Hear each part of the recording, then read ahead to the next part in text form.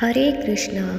मार्गशीर्ष कृष्ण पक्ष की एकादशी तिथि को उत्पन्न एकादशी प्रकट हुई थी, इसीलिए इसे उत्पन्न एकादशी के नाम से जाना जाता है। स्वयं भगवान श्री कृष्ण ने अपने सखा अर्जुन को एकादशी माता के जन्म की कथा सुनाई थी। सतयुग में एक राक्षस था मोर। उसके पराक्रम के आगे इंद्रदेव, वायुदेव, अग्निदेव कोई भी टिक नहीं पाता था। हताश निराश होकर इंद्रदेव कैलाश गए। भगवान भोलेनाथ को अपना दुख बताया। शिव जी ने उन्हें विष्णु जी के जाने की सलाह दी।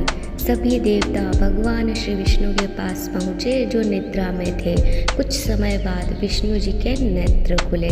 तब देवताओं ने उनकी स्तुति की। विष्णु जी ने उनसे क्षीर सागर आने का कारण पूछा।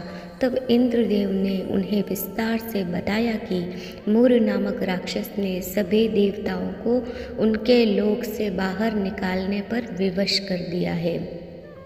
सारा वृत्तांत सुन विष्णु जी ने ऐसा कहा कि यह बलशाली कौन है जिसके सामने देवता टिक नहीं पाए। तब इंद्र ने बताया, इस राक्षस जिसका नाम मूर है, उसकी नगरी का नाम चंद्रावती है। उसने अपने बल से सभी देवताओं को हरा दिया और उनका कार्य स्वयं करने लगा। यह सुनने के बाद विष्णु जी ने इंद्र को आश्वासन दिया कि वह उन्हें इस विपत्ति से अवश्य निकालेंगे। विष्णु जी मूर दैत्य से युद्ध करने उसकी नगरी चंद्रावती गए। दोनों के बीच कई वर्षों तक युद्ध चला। युद्ध के मध्य में भगवान विष्णु बद्रिकाश्रम जाकर विश्राम करने लगे। मूर भी उनके पीछे पीछे गुफा में घुसा और शयन करते भगवान को देख मारने को चला। जैसे ही उसने अस्त्र शस्त्र उठाया, भगवान के अंदर से एक सुंदर कन्या निकली और मूर से युद्ध करने लगी तथा कुछ ही समय में उस कन्या ने उस असुर का मस्तक धड़ से अलग कर दिया। उसके मरते ही दानव भाग गए। भगवान विष्णु जब निद्रा से जागे तो उस असुर को मरा देखकर उन्हें घोर आश्चर्य हुआ और वे सोचने लगे कि इस महाबली को किसने मारा होगा। तब वो तेजस्वी कन्या श्री हरि से हाथ जोड़कर बोली, हे जगदीश्वर, यह असुर आपको मारने को उद्विग्न था। तब मैंने आपके शरीर से उत्पन्न होकर इस असुर का वध किया है। कन्या की बात सुन भगवान बोले, तुमने इस असुर को मारा है, अतः हे कन्या, मैं तुमसे अत्यंत प्रसन्न हूँ। इसे मारकर तुमने तीनों लोकों के देवताओं के कष्ट को हरा है। इसीलिए तुम अपनी इच्छा अनुसार वरदान मांग लो, मैं तुम्हारी प्रत्येक इच्छा को पूर्ण करूँगा। हे कल्याणी, तुम एकादशी को पैदा हुई हो, इसीलिए तुम्हारा नाम भी एकादशी हुआ।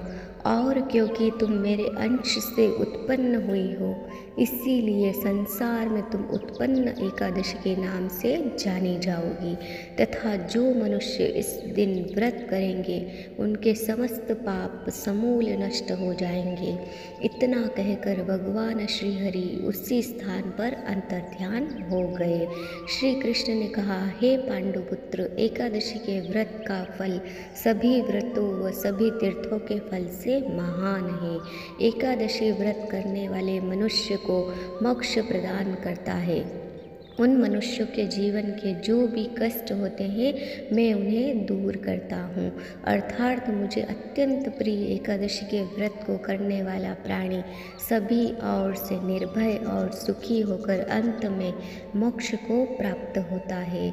तो हमें भी चिंतामणि एकादशी के व्रत को अवश्य करना चाहिए व अधिक से अधिक भगवान का स्मरण व जप करना चाहिए।